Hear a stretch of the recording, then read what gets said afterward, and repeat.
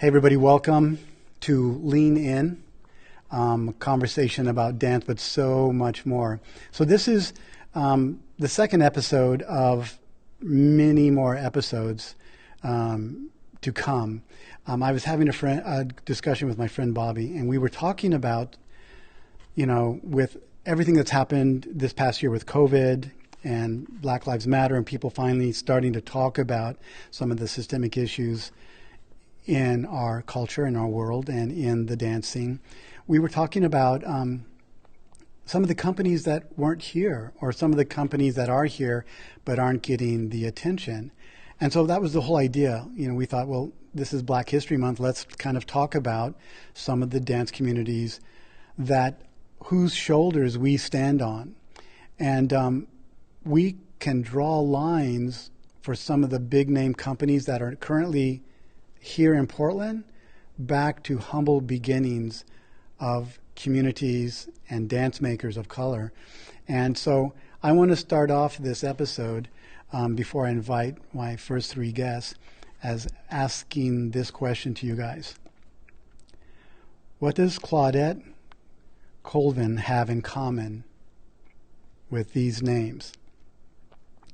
Benny Bell, Ruby Burns, Joe Morales, Keith Goodman, Alina Carter, Joe Wyatt, Kira Carmel Brinkley, Randy Davis, Les Watanabe, Northwest African Ballet, Herrero, Sebe Khan, Renault Ballet, Marie Adair, Christina Hines, Sylvester Dolinar, Tammy Gray, Ray Terrell, Bonnie Merrill, Vince Martinez, Dennis Spade, Shahomi Tachibana, Mariko Takayasu, Judith Catterall, Joan Guinness, Jen Benson.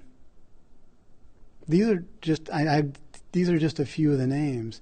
And I think the thing that they have in common with Claudette, and if you guys don't know who Claudette Colvin is, Google her, that these were the seeds. These, some of them are still with us, some of them have passed, but a lot of these names that I mentioned are the shoulders that I stand on. They were my mentors, my teachers, and they had a very strong impact and influence into the dance community that we have today. There's a lot of talk about, for an example, Misty Copeland as this beautiful black ballerina, and we need to start looking at what a ballet dancer is, because we need to change everything. But I think what Portland doesn't know, or they've forgotten, is that we had Elena Carter, who was a New York Times Magazine one time wrote that she was one of the 10 most beautiful women in the world. She was in Time Magazine, and she was the prima ballerina of Pacific Ballet and Oregon Ballet Theater. So we're starting down this road of just talking about some of the heroes and beautiful flowers and seeds that have created this beautiful garden that is the Portland dancing. So with that said, I want to bring on some other names that I didn't mention earlier. And one of them is Bobby Fouther, Caton Lyles, and Kathy Evleshin. All three of these beautiful people have influenced me as an artist and me as a man and a human, and I stand on their shoulders. So you guys, welcome. Hi. Hi, Bobby. Hi, Caton. Hi, Kathy. I'm sorry, Catherine. I know her as Kathy, so I'm going to keep slipping and calling her Kathy, but that's okay. Bobby, let's talk about you, and why don't you introduce yourself, some of the stuff you're doing, and share some of your history and journey with us.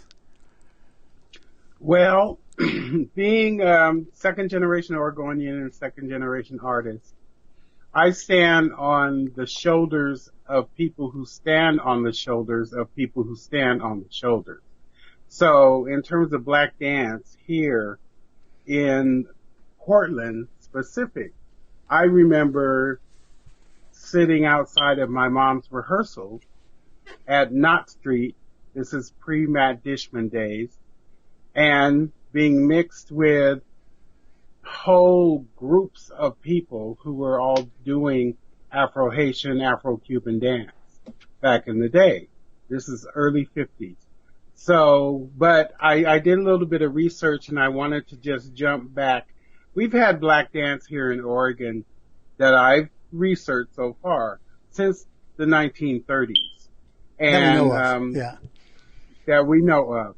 So if you want to get your pencils out, people, Thelma Johnson Street was a dancer and a visual artist who had a world-renowned career, and she's the person who influenced my mom, my aunt, and other dancers during that time period, like Jackie Holliday, my mom Ellen Wood, Malcolm and Aaron Keyes, who were famous tap dancers who lived here back during that time, and Earl Preston. So, being the child who sat at the feet of all of these people, it was inevitable, I guess, that I was a ham already, okay? But prior to taking classes, I was at the parties and the club, all right? However, it ended up becoming a stage career as well. Awesome. How's that? That was beautiful. Catherine, tell us a little bit about you and your journey and the people you've worked with her. I arrived in Portland in 1968, rucksack on my back, going to go to Canada. And I was invited to a happening, 1968, I was invited to a happening at a farm outside of town. And I heard some drums and went over to the fireplace, and there was Maurice Baker dancing around the fire, and I danced with him. And he was, at that time, he would hold an open house on the weekends at his house, and people would come over and play drums and sing and dance. So for me, he was like the starting point for so much. And as a matter of fact, of course, Bobby knew him. Are you related, Bobby?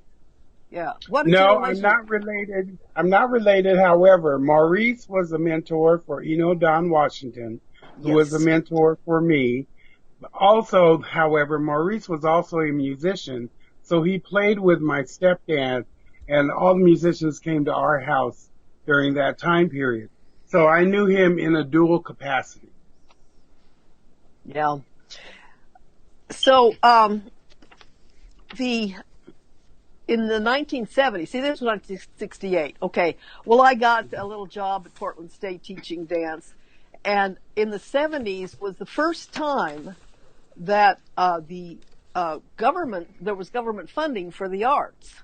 And so they had the CETA program where they actually paid dancers minimum wage to rehearse. What a concept. And they gave out grants. And so that was the golden age, but it wasn't the golden age for everyone. Because I sat on a lot of these juries, I knew that most of the people who were getting the big money was the European-derived forms of dance, music, singing, whatever. And so the ethnic forms, or whatever they call them, were just given little scraps and supposed to do something outdoors, in the parking lot or whatever. And so there was great inequity in the funding at that time, and still is. That it's been compensated for, just like Bobby said. We always find a way to do it anyway, but that's right. It was definitely not a balanced, and the whole question of what is art, and that comes up with the critics, say, it's not really art. Well, it is in some cultures, depending on your definition. I would like to also bring up, by the way, Maurice, of course, no longer with us. He was older than I was, so he's gone. And I would like to bring up another dancer who was died very much too soon. But he was a very big force in Portland. That's Keith Goodman. At that time, they formulated some magnet schools.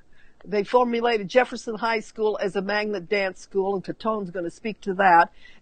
But Keith taught at Buckman Elementary School, a wonderful program. And so I would say that he was and especially because he died so young. I mean, he was 52, and he dropped over on stage with a heart attack. I always said that's what I wanted to do, but no, I don't want to do it. I've had heart issues, and no, I don't want to die that way. Thank you very much. But anyway, he was a wonderful soul and very influential. So, okay, I could go on, but I think maybe I should turn it over to Caton to talk a little bit maybe about the Jefferson program. All right. Thank you, Catherine.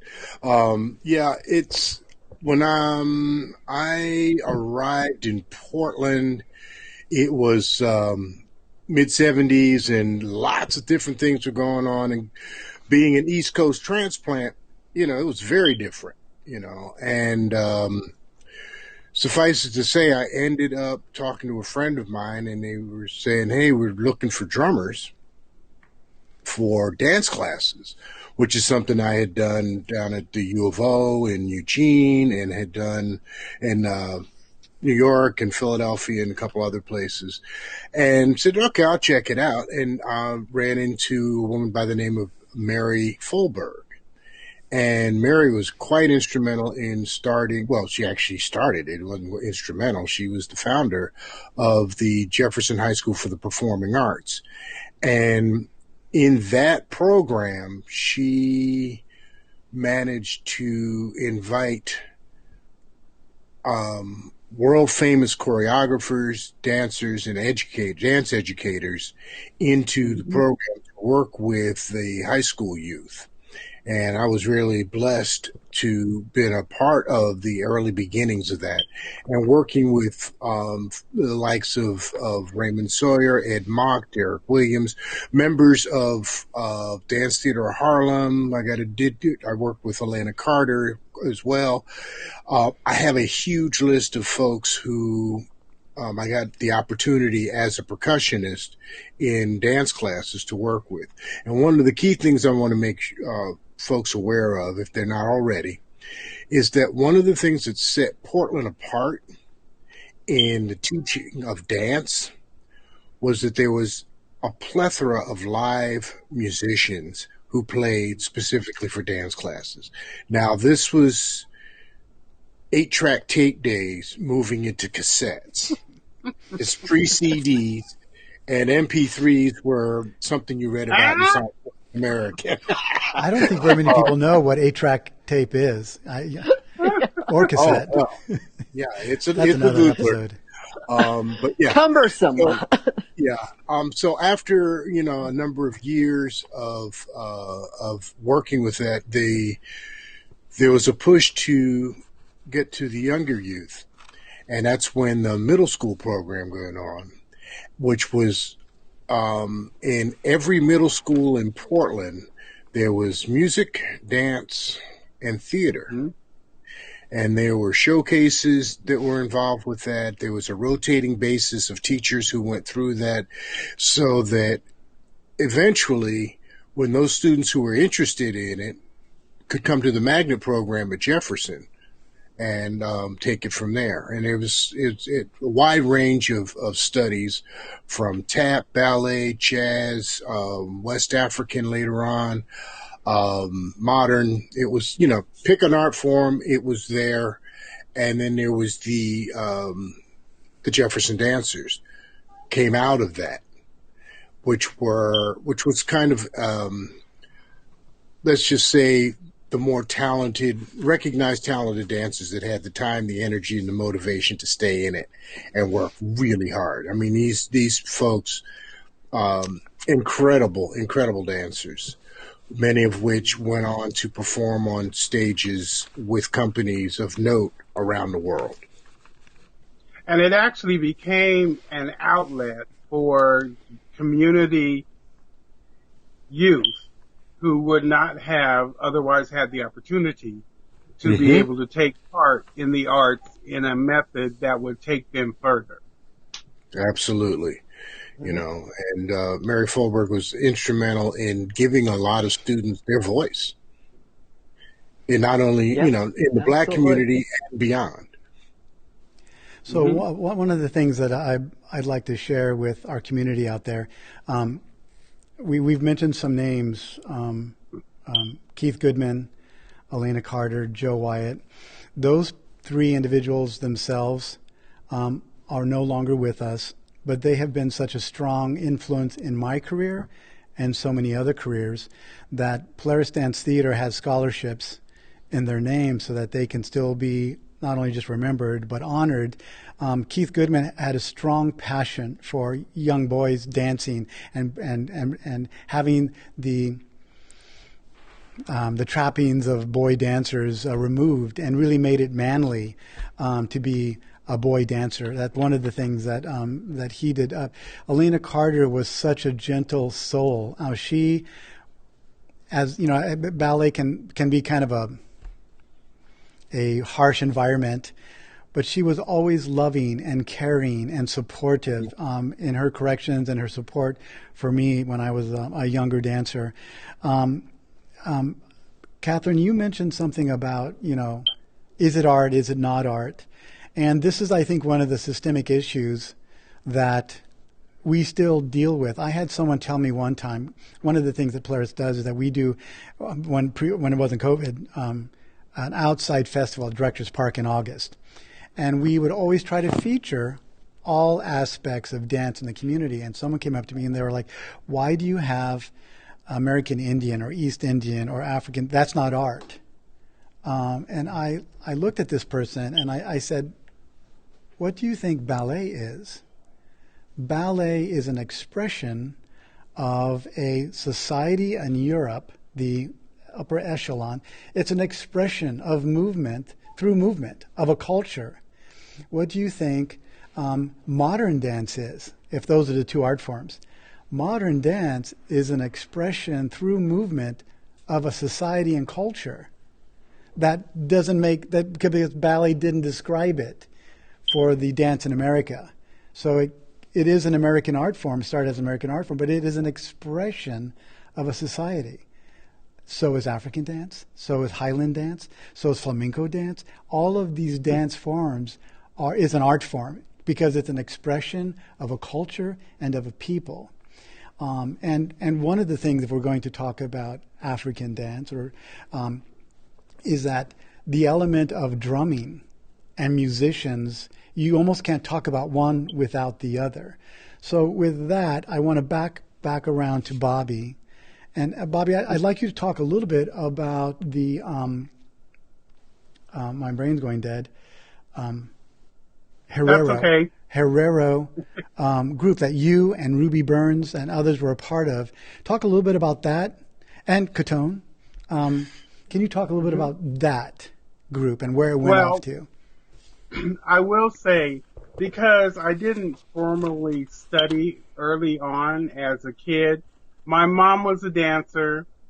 I watched her doing rehearsals, so I had no problem having a 6 o'clock bat ma just because it was in our household.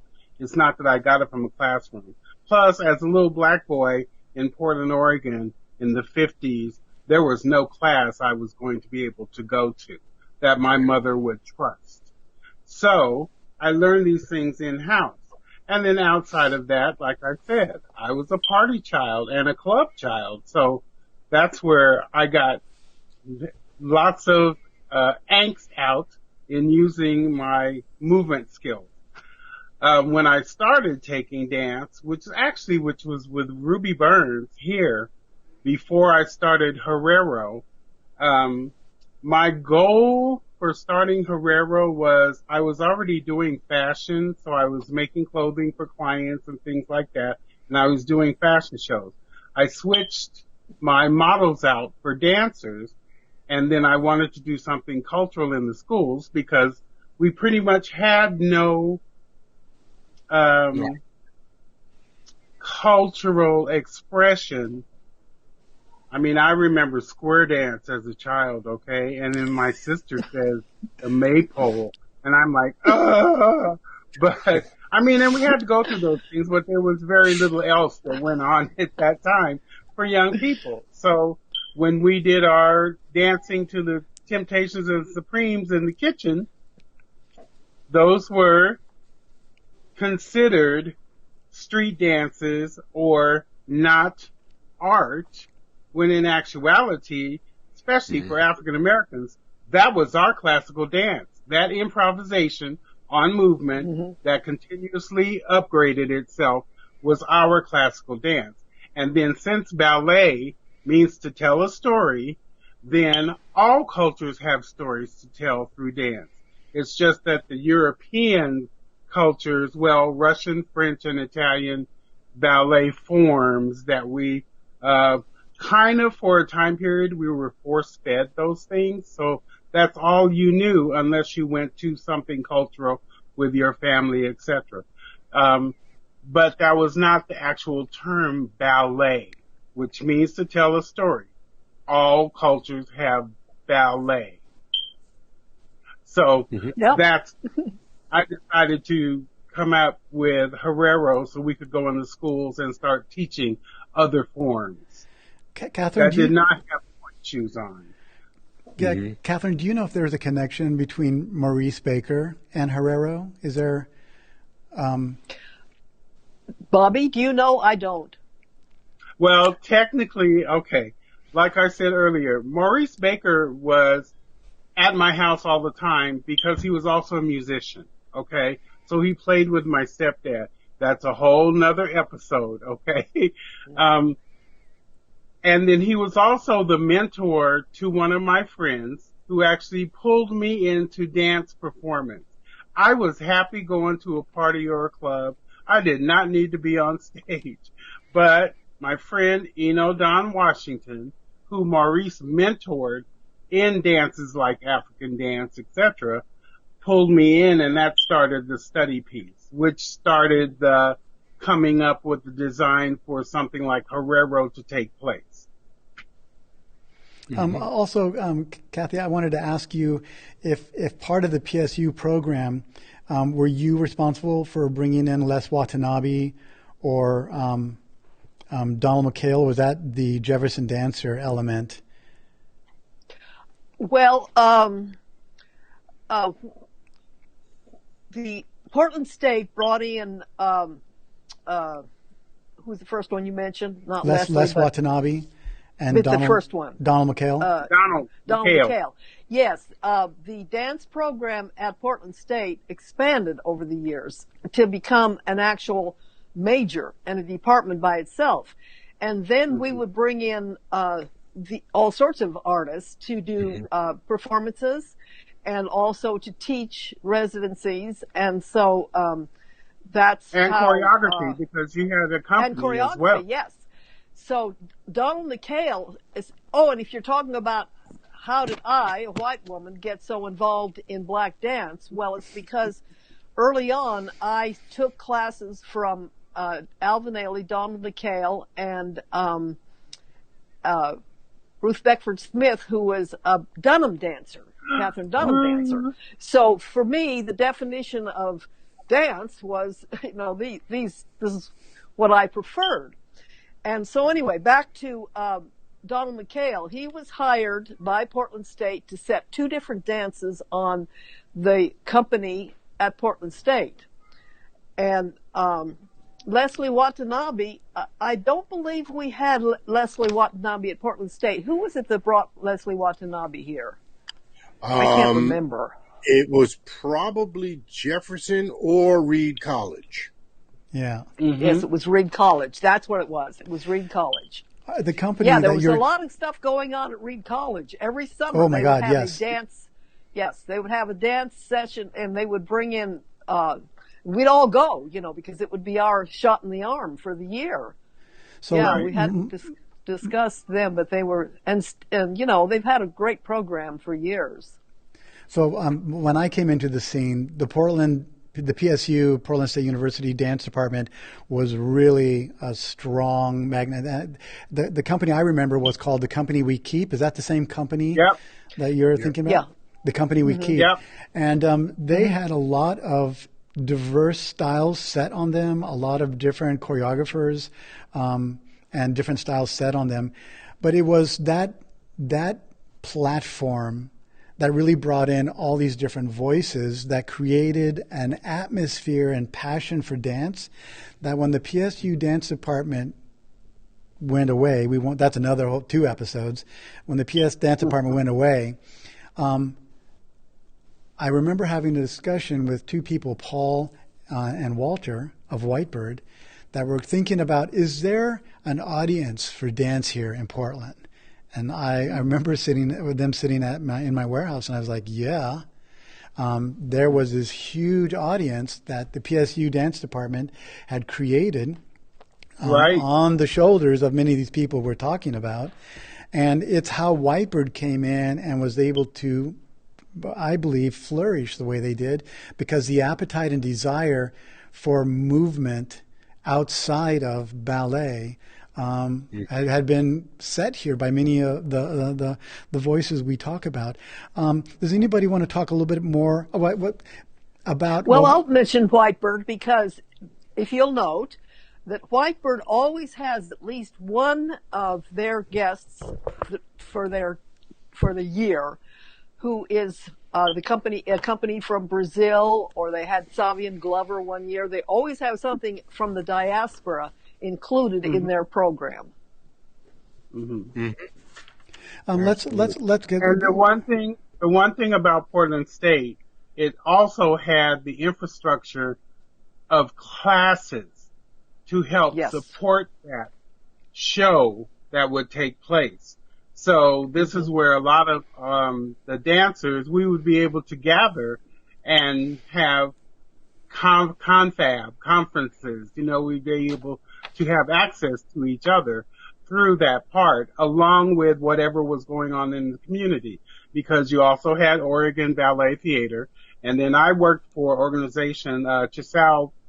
Hata brought me in to American Dance Theater.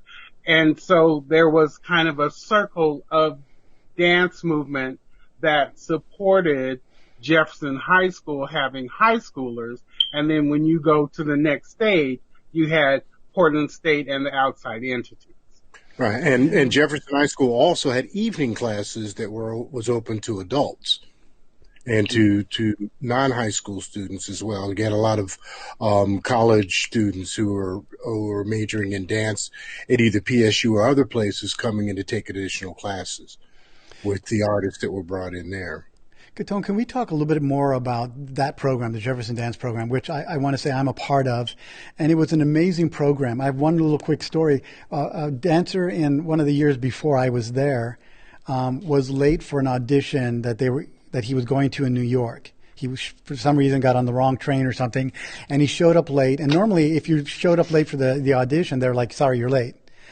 But the director saw that he was a Jefferson dancer and said, okay, come back to the callbacks, and got in on just the fact, because it was nationally recognized as producing world-class dancers. Yes. Caton, could you talk a little bit about not just the Jefferson Dance Program, but maybe the connection between, Northwest African Ballet and Sebicon and some of the other things that have branched off from the Jefferson Program and from Northwest African Ballet into some of the companies that exist now? Well, let's see. During that time period, there was a lot of folks in the Black community, who are professionals, who are also looking to, like Bobby said, with Herero dancers, add to the cultural aspect in Portland. So, and that's part of the reason why the Northwest African American Ballet came into being and was formed. Also, the instruction that was given to the community from Ruby, from Bruce, from a host of teachers, West African drummers and teachers who would come to Portland to work with us. And I also have to give a nod to Rolia Munyangai and the original Kukatonan Children's African Dance Troupe. So the progression was sort of like a lot of the elementary school kids that went to Woodlawn Elementary School back in the day came through Kukatonan with Ruby, myself, and others into the middle school program at Jefferson and got some more basics, and then ended up at Jeff. So in the beginning, Jeff didn't have traditional West African classes. There was a waiting list. There were 6 students that started it. Within, I think it was a couple years, there was a waiting list of over 200. Beautiful. And out of that, the company grew, went on to garner some international recognition. And it was about relationships. It was about the quality of study at Jefferson High School rivaled most universities, in my humble opinion. Oh, yeah. And having the accompanist all over the place. Jefferson produced dancers that have danced with major companies, you mentioned, all over the world with major companies. And it's also, I know that Northwest African Ballet is no longer around, Correct. But isn't there a direct connection between Daryl Sebekon and the drummers and that company? Well, yeah, we're all family. Yeah. You know, and we're all connected. We're all connected. All connected and interconnected as well. Sekou Walker, Darrell Walker, came up through that program, and also was a member of the company, and formed Sebe Khan. Now, short story. Kukatonan, there was some struggles, so to speak. I'll leave it at that. The Sebe Khan Youth Dance Company is what Kukatonan used to be, and that's consistent with the leadership of Rolia, myself, Dana Shepard, and Sekou. So we're carrying on that because we were around for 36 years, working with elementary school youth, middle school, and early high school youth in traditional West African dance. And when you look at Sebe Khan youth, they're not doing cutesy little kid stuff. They rival some of the traditional companies that are out there. And they're taking those lessons and that information forward into the future. So it's always great when you have a program where the youth in your program become the teachers within the program. Right. And we've got several who are at that level now. You know, you mentioned that it wasn't cute little dances, and Kathy also mentioned some dance styles of Dunham, Limon, and African style dancing. And I have to say, as a dancer myself, I always thought that these other art forms were so technically demanding and so physically demanding until I took my first Horton class and my first Dunham class and my first African class. And I was like going, holy cow. This is on another level. And talk about, manly, get off the horse or hold on. There's some of the most technically, physically demanding art forms that anyone could imagine. Bobby, you were going to say something? I was going to say, and this is how cultures last through community when they're not getting supported by the surrounding environment. And like I said, coming back from 1930 that I found so far, and Thelma Johnson Street, who ended up meeting my mom, teaching at that time dance as well as art, because my mom met her at the art school, which is now PNCA. Okay? Oh. So, right. So those things get folded over into the next generation because you keep handing it down. And that's where the children's dance group for Sebekhan now is the newest iteration of that. partially what has taken place over a time period is that the educational piece has been reduced.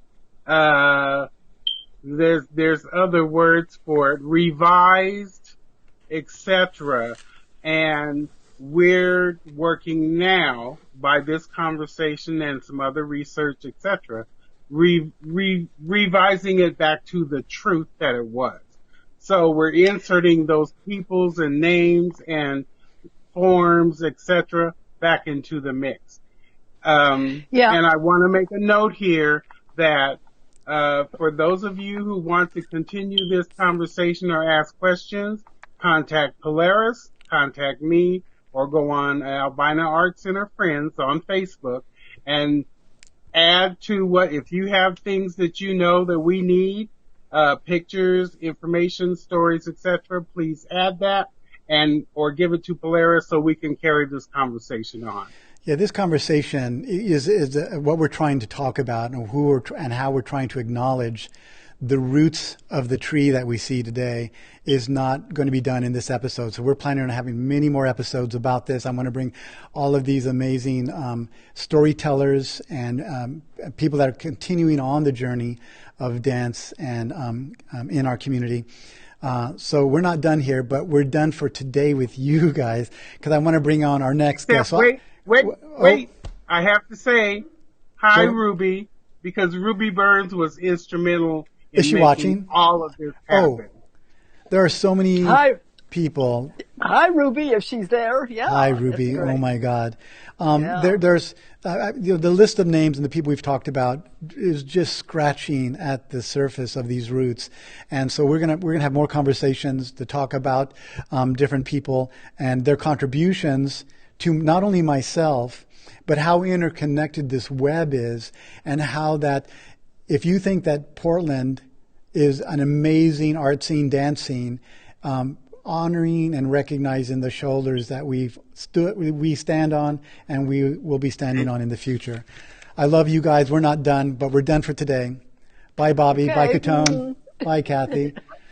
You guys, this brings me to our next guest, who I also have deep ties with. And one of those people is Chisao Hata. I also want to bring on another guest, someone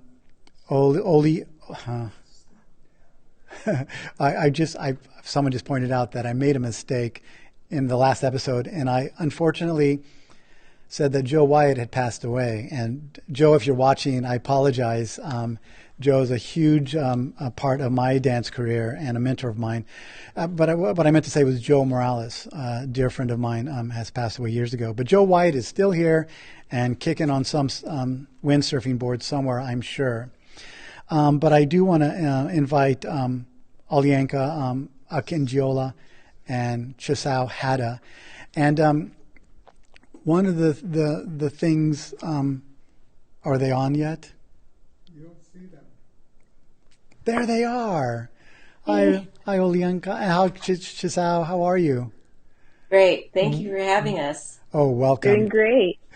This is amazing. So, so we don't run out of time, Chisao, I'd like you to introduce yourself and maybe some of the work that you've done with Shahomi and Marakar and concerning the Japanese dance community, but also what you're doing now in the national scene, creating work, and some of the people you're working with now nationally and locally. Well, thanks again, Robert. And I just wanted to clarify one little thing for Kathy Evleshin, because I was in the PSU dance program when it first started and was taught by those teachers of Bonnie Merrill and Judy Patton and Nancy Matchek and Kathy Evleshin. And it was due to Judy Patton that I found out about this job called a school dance teacher at Buckman Elementary. And so I had no idea what it was. They just knew that they wanted an artist, and I had been teaching out in my own studio for years, to come in and develop programs and primarily performances for children. And so I wasn't certified, hadn't gone through all that, but they ended up hiring me. And I thought, oh my God, I'm not going to last in this environment. Maybe I can make it for 5 years. Well, you and Keith Goodman. I took a year off and I said, I built this program. I don't want it to be screwed up. And there's only one person I know who could come in here and take it while I'm gone, and that's Keith Goodman. So on a hope and a prayer, I said, Keith, you're the only one I know, and it'll be a year. And, can you think about it? Because I thought for sure he was doing Dance Gather then. I thought for sure he'd say, I'm busy. I got my own thing. I'm good, because he had quit the district at that point. He'd been at Mount Tabor and he'd been teaching dance for quite some time. And he had just quit the year before to do his company thing. I called him back the next day. He said, I'm going to do it. And so he took over the year that I took a leave. I had developed the boys dance program, which I brought on from American Dance Theater, and kind of the same levels that I had taught, from beginning levels all the way to advanced levels. And when I got back, of course, everybody loved him at Buckman. And I said, we still have work to do. I still want to do stuff. You still want to. Why don't we just share? Let's just share this job. That made sense. And so we did that for 10 years. We job shared for 10 years, and we still did our work as artists out in the community. We had other, jobs and other teaching and other things that we did. But, that beginning at Portland State, and also coming in from out of town, I'm from the Midwest, and connecting my identity and my cultural identity and being able to study traditional Japanese dance was part of that journey, right, of going back to Japan, losing the language, but yet finding myself and my culture through Japanese dance. And that was with first Barbara Uesugi with the Fujima Dance School. And then when Sahomi moved here, I finally had a dance teacher who spoke English, which was phenomenal, because up to that point, I did everything in Japanese. I learned everything in Japanese, and I danced everything in Japanese, and I never spoke Japanese. So it was quite a phenomenon at that point in time. That's beautiful. All these names, if you guys have time, we're going to have all these names up. We're going to have photos of a lot of the individuals we're talking about today. But one of the things that, people don't see very often is Sahomi, is that at one time she was called the treasure of Japan, because she was such a gifted dancer that Japan recognized her as a treasure. And we had the gift of having her in our community. Do you want to talk a little bit about Mariko and... Well, Mariko and Terry Mathern and a bunch of other names that probably will come back, were all part of the Portland State dance program. We were all there studying choreography, taking classes, making dances, being really trained by all of the teachers that came in, Donald McHale, and, I remember that they brought a traditional folk dance company. I don't know if you remember this, Kathy, from northern Japan, from Hokkaido. And I was just so impressed that, like, all their costumes looked just like Native American regalia, and their moves were actually very much like, in the earth and Native American. So I just had some wonderful experiences and training through that program. So I was sad to see that it went away, but it definitely is one of those seeds that you're talking about, Robert. Oh, many. Hi, Oluyinka. How are you doing today? Hi, I'm doing great. Thanks for having me on and doing this program. Tell us a little bit about you, where you came from, your background, and how you arrived here. Yes, so I'm originally from New York State. I'm a transplant in Portland. I came around the end of 2008. So I'm relatively newcomer, so I've had to learn a lot of the Portland history, a lot from Mr. Bobby, and then connecting with Ruby Burns through her family and lineage. But I was romanced into Portland Public School teaching by Claire Olberding at Da Vinci Middle School, and had heard rumors about Harriet Tubman reopening. So I immediately reached out to the principal at the time. I had just gotten my teaching license, and I reached out to Natasha Butler, the former principal, that yes, it's indeed we're reopening the program, starting a dance program there, and that it would be the feeder school for Jefferson High School. So at this point, I had my company already that had started in Portland, Rejoice Afro Dance Theater in 2014, and decided to take on the juggling of balancing both public school teaching and leading a company. But the lineage of Harriet Tubman is really amazing as a all girls, all black girls school in the heart of the Black community, the historic Black community of Portland, with amazing faculty of teachers at the time. So there's a lot of pressure about the reopening of this school. So now the program's in its third year, and my teaching partner is Darrell Sekou Suma Walker, who you heard about earlier, that carries the lineage of Northwest African American ballet, Kukatonin, and leads Sebe Khan. So the lineage is still being maintained and a major part of the continuation of these programs and feeding into Jefferson High School. We also have a dual program with Fabian Elementary, which is K through 8. So they have a dance program as well, and another feeder school for Jefferson High School. So two really great schools. And that's how I find myself connecting with all of this lineage and history of Portland. Wow. You know, Robert, I want to just mention that Claire Oberdink, yeah, started in my studio. And I remember her, a little 10-year-old girl, doing our little newspaper dances. And before Harriet Tubman became Harriet Tubman, it was Elliott Grade School. And Elliott was the very first school that I taught a class in when I first came to Portland. I had never really taught dance. I'd taken dance all my life, but I decided I was going to take a class. I made a flyer. I called up who was the ballet teacher that was well known all over Portland. Forget her name now. But anyway, I called her up and said, how do I start a dance class? And she gave me all the ins and outs of, teaching a little bit. And I had an after-school dance class. I would run around and get the kids, and some of them I'd even take them home, and I didn't know all the rules about what you could and couldn't do. But yeah, I had some seeds over there. You have a big seed with me because my daughter Zena was also at Buckman, and you and Keith had a huge impact on her life as a young artist, as a young woman, and as a dancer. She's dancing professionally.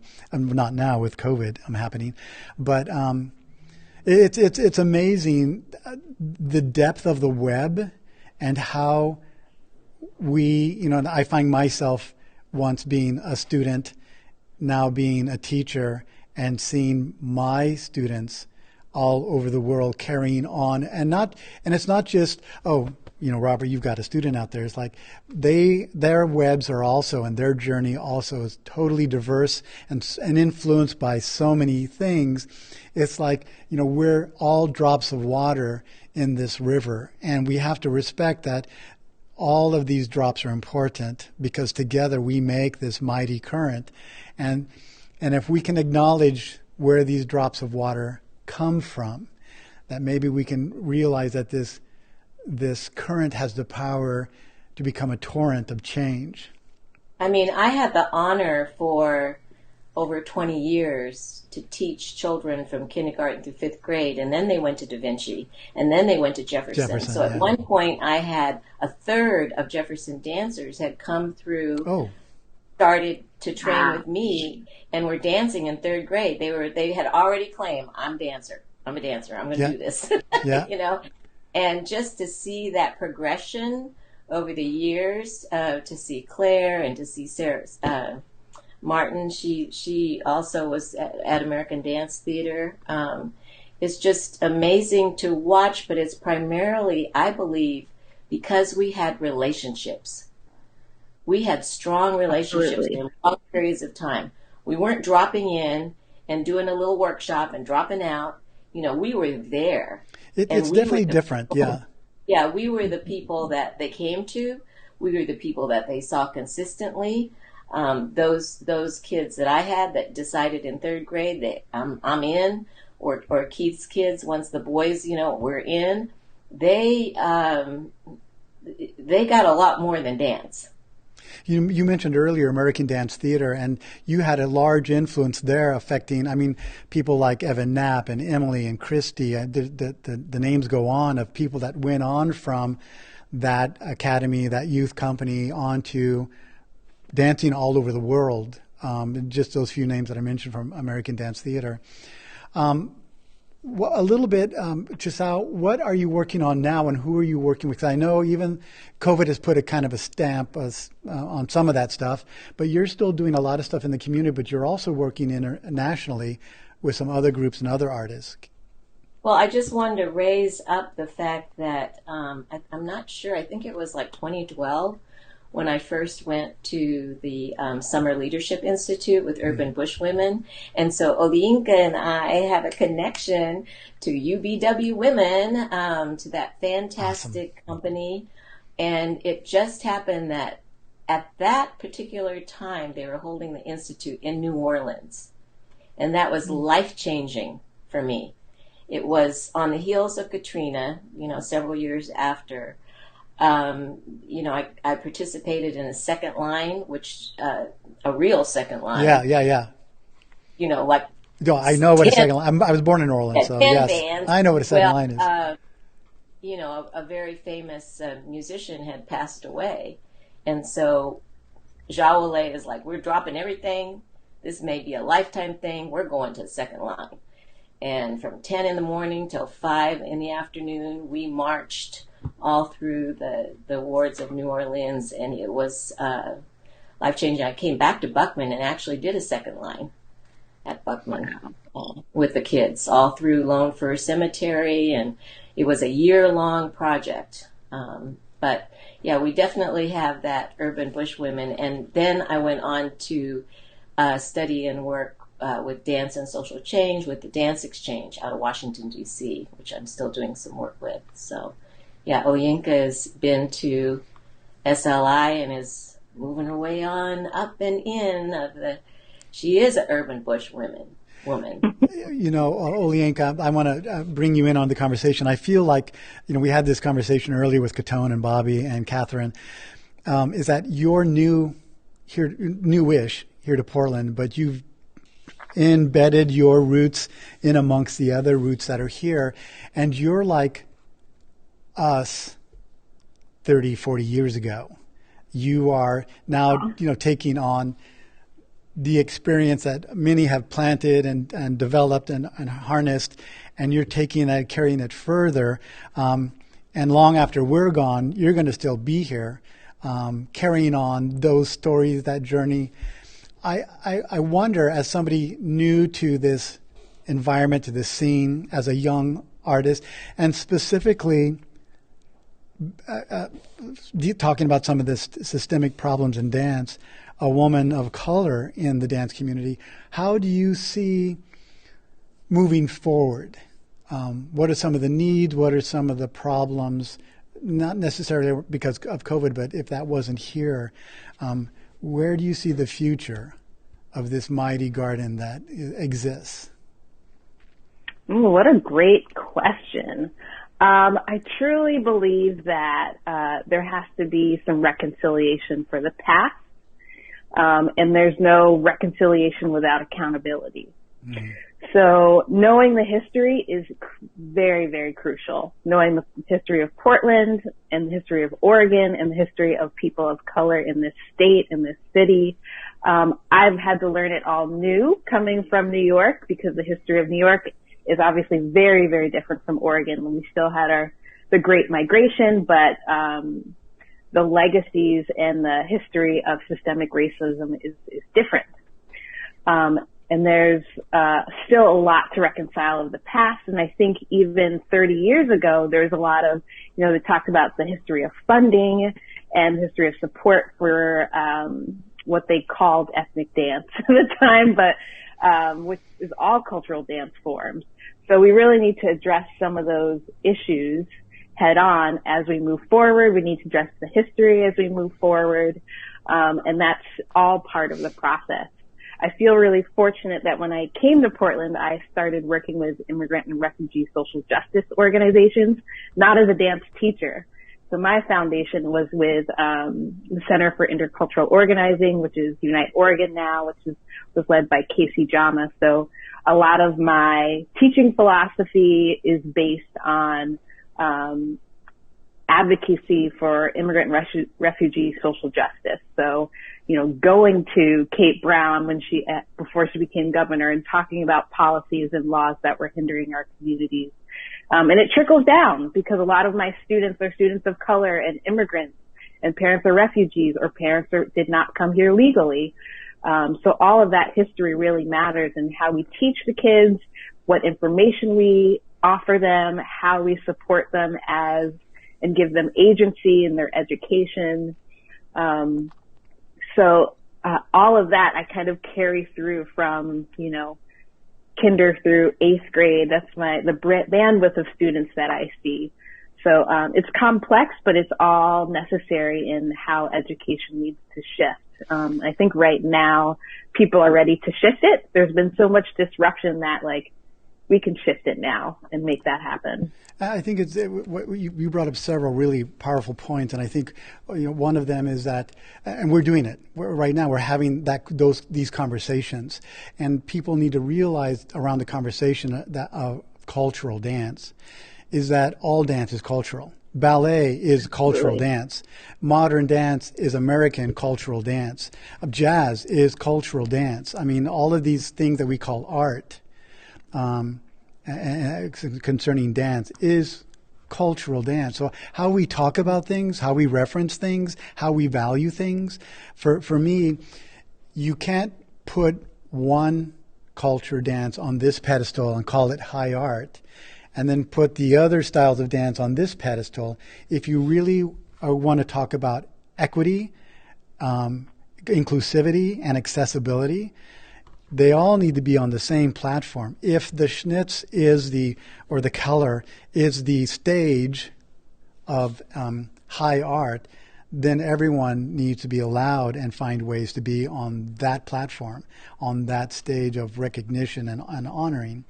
The other thing I want to mention about you is that I didn't know exactly when you came into Portland, but I heard of you, was watching you from afar. And one of the things that I respected a lot about you, that I wish more young dancers, when they come into community, do, is don't come in and just, I'm new, I'm cool, I'm this, I'm that. I can't tell you how many dancers come into Portland that are young, and they're like, oh, I do release technique. I'm doing this new style called release technique. And I'm like, that's Limon. I don't know where you learned that at, but it's actually called Limon. That's another whole episode.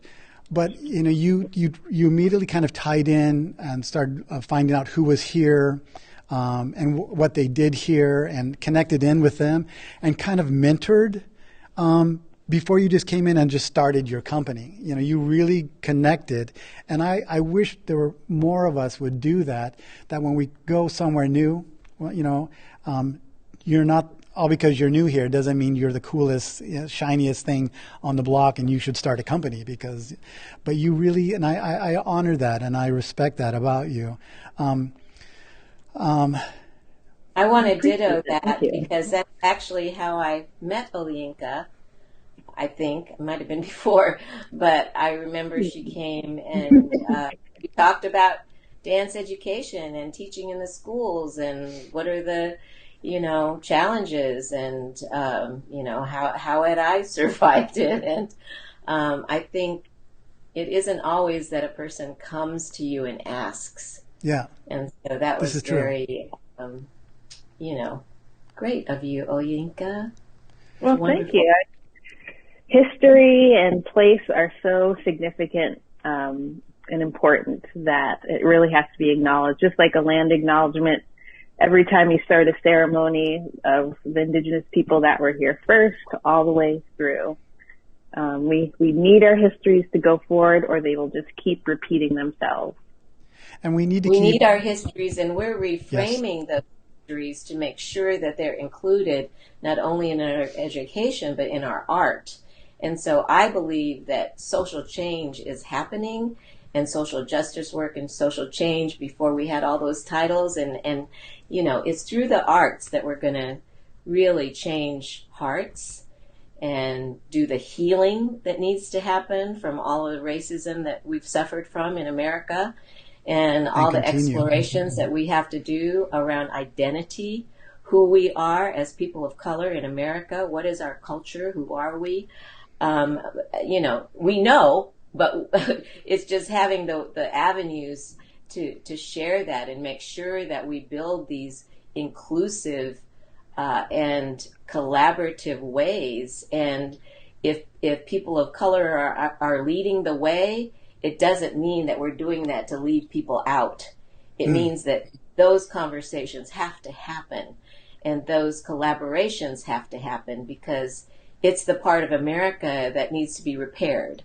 Yep. And it's the part that has to be, you know, reconciled. The acknowledgement of contributions that this wide web has is the first step. It's funny, everybody is always talking about the future and what do we want to do in the future. And I'm like, the reason we have history required in class is so we supposedly are supposed to recognize what we've done in the past and how things worked or they didn't work, so that we're better informed about how we proceed forward. And I really feel that in the way we teach and the way we talk about, just for the dance community only, we have to honor and have the conversations when we're teaching classes, where we got this information from, who gave you this, who passed this on to you. And even if you're going to stylize it differently, you have to acknowledge the roots. And I do that with a lot of my work. My work is strong influence of Ailey, Lamone, Horton Graham, Dunham. And I play with it, I mix it together, but I try always when I teach or when I'm to honor that this is from this style, this is from this teacher, I learned this from this person, this is the way they did it, but I want to do it this way. And I think as we move forward, we still have to highlight and echo those names and influence that influence me, influence all of us, so that next generation honors it moving forward. Mm-hmm. And I also think we need to name those histories before they're taught a whitewashed history. I try to teach my young kids very early the name. I teach them about Orishas of the African diaspora before they learn Greek mythology. So then they can compare, oh, Hercules is like Shango. So I get those names in and that understanding that they come from histories and ancestries of great dynasties and power. So I think there's the social justice of that, of like getting that information in early, yes, before they're taught someone else's history or the colonizer's history. Yes. All of this is taught at the littlest levels. When we first start walking, when we first start listening, when we first start speaking, we're already becoming a product of our future. So it's really important, the work that teachers and storytellers and journey providers do. I think we've ran out of time here, my friends. I want to have both of you back. I want to have all three of our other friends back. There's so many other people I want to bring on, because we're not done talking about this. This is the first step in the right direction. Again, we started this because as I started doing research and in my conversation with my friend Bobby about what about this group and where that individual and blah, blah, blah. It's like there's nothing on the internet about them. And Kathy brought up the point that, well, the internet wasn't around. But some of the institutions, and I'm not going to name them, that claim to be the hoarders of history and gatherers, there's nothing about just some of the names we've spoken about in this short hour. Oluyinka and Chisao, thank you so much for being a part of this. We're not done. Continue the beautiful work. Continue telling your stories. And hopefully COVID will pass and we will step out into this garden, into the pathways that we continue to hone and weed. I'm going to say ciao to you guys. This will be recorded, so if you guys want to share this and pass this on later. I also want to thank Brian McDonald of BMAC Studios and BMAC Photography. We're not done, and this is a wonderful episode to share with friends. I want to say thank you, and you guys have a beautiful afternoon. Ciao.